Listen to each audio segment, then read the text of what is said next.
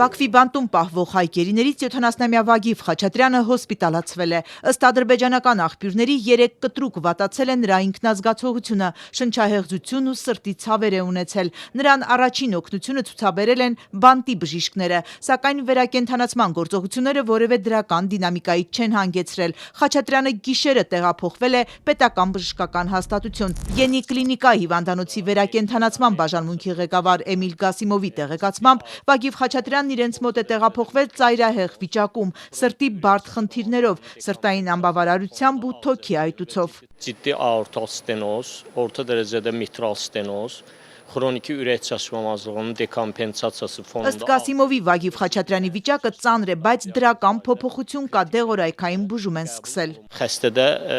müsbət dinamika qeyd olunmuşdur. Այս պահին բուժարուն դուրս է եկել կյանքին սպառնացող կրիտիկական վիճակից, սակայն նրա վիճակը նախկինի պես գնահատվում է ծանր։ Բուժումը շարունակվում է վերակենդանացման բաժանմունքում, ինտենսիվ հսկողության ներքո։ İntensiv nəzarət altında. Իրականում ինչ վիճակում է 2023 թվականի հուլիսի վերջից ադրբեջանական գերության մեջ գտնվող Վագիվ Խաչատրյանը, ոչ մի կերպ պարզել հնարավոր չէ։ Այն, որ արցախցի տղամարդը սրտի լուրջ խնդիրներ ունի, հայտնի էր այն պահից, երբ ադրբեջանի ուժայինները նրան իջեցրին Կարմիր խաչի մեքենայից։ Խաչատրյանը շրջափակված Արցախից Երևան սրտի հրատապ վիրահատության էր գալիս բժիշկների ցուցումով։ Նրա հիվանդությունն ընդհանրապես համատեղելի չէր անազատության հետ, շեշտում է իրավապաշտպան Սիրանուշ Սահակյանը։ Արձանագրված է այդ թվում Կարմիր խաչի միջազգային կոմիտեի գործունեության շնորհիվ, որ անձը ունեցել է լուրջ հիվանդություն, ընդ որում տեղափոխումը պայմանավորված է եղել անհետաձգելի բժշկական միջամտությամբ։ Նաև խնդիրը կապված է եղել սիրտ-անոթային համակարգի հետ, ինչը ցուցադրում է կյանքին սպառնացող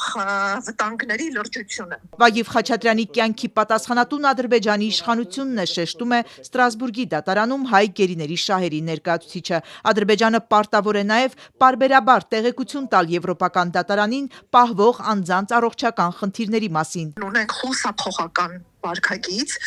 եւ միտումնավոր ցկցկվում է տեղեկատվության տրամադրումը, այդ թվում առողջական վիճակի վերաբերյալ։ Նոյեմբերի 4-ին պիտի Բաքուն Ստրասբուրգ ուղարկած լիներ գերիների առողջական վիճակի վերաբերյալ տվյալներ, սակայն ըստ Սիրանուշ Սահակյանի միտումնավոր ձգձգել են եւ այժմ նոր վերջնաժամկետը հունվարի սկիզբն է։ Առողջական խնդիրներ ունեցող անձի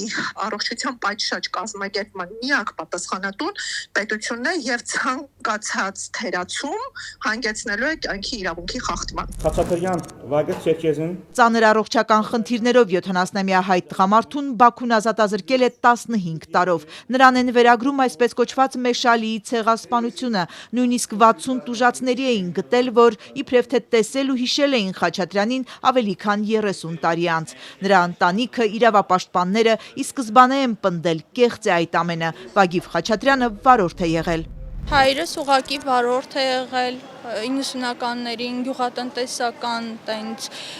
աշխատանքներ իրականացնող։ Դա զրպարտանք է, ես կարող եմ ասել, դա զրպարտանք է, ղեկավար չի եղել, ինչ որ մի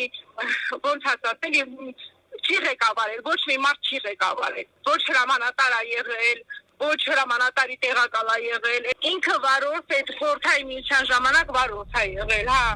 Հայ գերու առողջական վիճակի վերաբերյալ որևէ տեղեկատվություն հնարավոր չէ ստանալ միջազգային կառույցների խողովակներով։ Կարմիր խաչի Բաքվի գրասենյակը սեպտեմբերին փակվեց Ադրբեջանի իշխանությունների պահանջով։ Տեղեկատվության միակ աղբյուրն այս պահին Յենի կլինիկայի բժիշկ Գասիմովն է։